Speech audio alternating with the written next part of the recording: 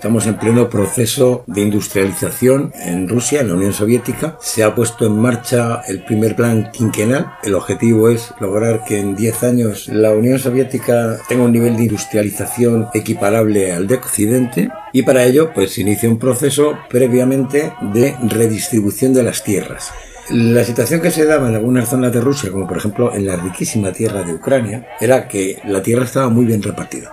No había realmente ni un solo problema derivado con latifundios o minifundios. No eran tierras muy grandes, pero permitían a las familias subsistir. Naturalmente no eran todos iguales. Había campesinos ricos, a los que le llamaban kulag, no confundí con gulag. Kulag, que creo que en ruso significa algo así como puño cerrado. Es decir, pero no porque fueran comunistas, sino porque eran como agarrados, ¿no?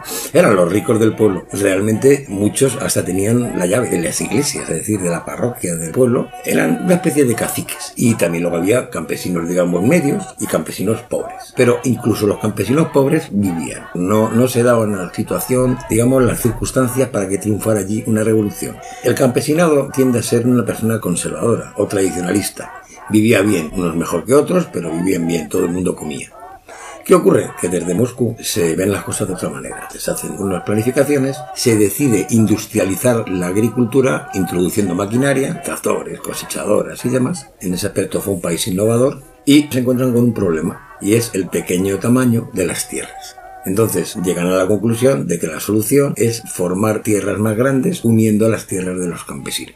Desde los inicios de la revolución se intentó la colectivización de manera al principio voluntaria y se crearon dos tipos de granjas colectivas, los llamados kolhos y los llamados sovhos. Unos eran una especie de cooperativas y los otros eran granjas estatales. En cualquier caso, fue un tremendo fracaso. Es decir, el campesinado no tenía ningún interés en entrar a trabajar en una granja de estas y ceder sus tierras, porque se convertía en un proletario. Y el campesino, pues está muy orgulloso de su vida como campesino. Eso si se hiciera aquí en España, pues sería lo mismo. Hombre, Franco, ¿no? Ya hablamos en su día del Sempa. El Sempa hacía requisas. O sea, el Sempa obligaba a los campesinos que tenían sus propias tierras en España a venderle toda su producción al Estado. Hablo de los tiempos de Franco. E incluso organizaba con patrulla de la Guardia Civil, que es ejército, y sigue siendo ejército, un cuerpo del ejército más, en requisas periódicas en las casas de los campesinos para asegurarse que no guardan producción. Eso se hacía aquí en la España de Franco, ¿eh?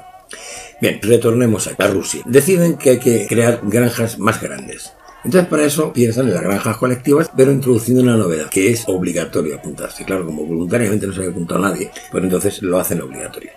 En algunas zonas de Rusia, quizás zonas más pobres con una tierra menos rica que en Ucrania, o quizás la mentalidad, es más fácil de realizar la colectivización. Pero el campesinado ucraniano no estaba dispuesto y además era rebelde. Era muy rebelde y estaban en su derecho, porque las tierras habían sido suyas por generaciones y generaciones, tanto los que tenían tierras grandes como los que tenían tierras más pequeñas. Sin embargo, desde Moscú viene la orden de que todo el mundo debe de unir sus granjas en unas unidades que se llaman kolhos y además pasar la tierra a ser gestionada directamente desde el Estado, es decir, propiedad estatal. Y el campesino pasaba a ser un trabajador. Se le prometieron viviendas, pisos, ellos ya tenían viviendas. Así que claro, le estaba ofreciendo algo a una gente que no lo necesitaba. El campesino tenía su tierra, tenía su casa, tenía sus bueyes, tenía sus vacas, tenía los aperos de labranza y decía, ¿para qué tengo yo que irme a un kolhos? El resultado fue un absoluto fracaso, pero vino, como digo, la orden ya de obligatoriedad. El plan quinquenal no se iba a parar bajo ningún concepto y se necesitaba aumentar la producción de trigo y de otros cereales para alimentar las ciudades y para exportar.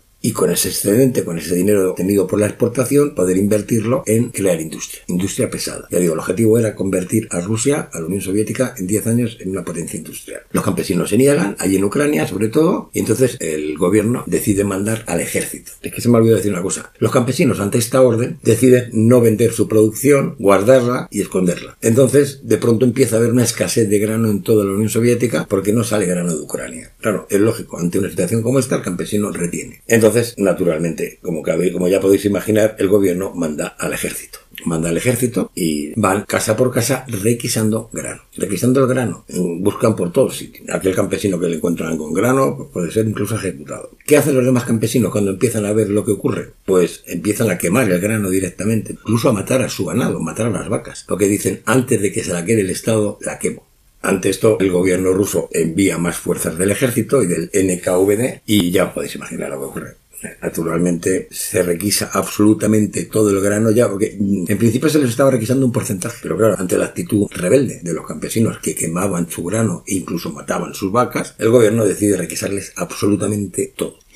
Hay que decir que también en Ucrania había un gobierno que, aunque era bolchevique, era muy nacionalista, y eso iba contra los planes de Stalin, que no estaba por la labor de localismos y de valles. Quería crear un sistema muy centralizado, muy centralista. Porque tenía unos planes que tenían que ser aplicados absolutamente en todo el territorio, en todas las repúblicas de la URSS. De este modo, como digo, ordena la requisa de todo el grano y se llevan los animales que aún no han sido sacrificados. Y entonces viene la venganza. Esto es lo verdaderamente criminal. Ordenan cerrar por completo el territorio de Ucrania, que no entre ni salga nada de él. Naturalmente recogen el grano, lo montan en trenes y se lo llevan. La mayor parte de ese grano se exporta, como estaba previsto, por otra parte. Otro se lleva a alimentar a las ciudades y a las áreas de nueva industrialización, que es lo que importaba. ¿Qué ocurre? Que esas tierras se quedan absolutamente sin nada que comer. Los mismos campesinos habían matado sus vacas, habían empezado a quemar su grano, todo para no entregarlo naturalmente al Estado y todo para no empezar a participar y a vivir en esas granjas colectivas a las que estaban obligados por ley, porque de la voluntariedad había pasado la obligación.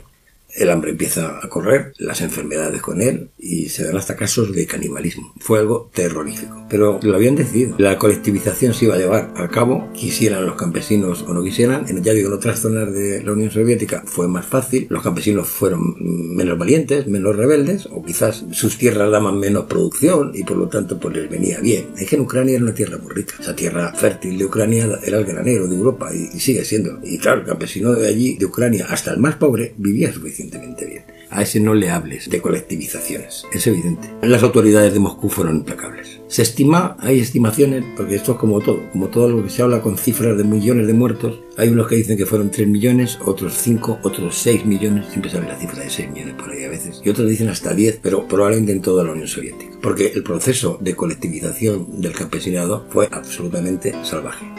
¿Se consiguieron algunos resultados? Hombre, según las estadísticas, que nunca uno se puede fiar tampoco. Pero sí hay un dato objetivo, que son las exportaciones que hacía Rusia a la Unión Soviética. Sí se pueden conocer. Las exportaciones aumentaron, y muchísimo. Aumentaron mucho y, de hecho, pues entró mucho dinero en la Unión Soviética, con el cual se llevó a cabo el plan quinquenal de industrialización del país. Y, de hecho, pues evidentemente, pasados unos 8, 10 o 12 años, la Unión Soviética se convirtió en una potencia ya espacial. Pero eso se consiguió a base de hambre y a base de una represión durísima del campesinado que se negó a participar en ese experimento.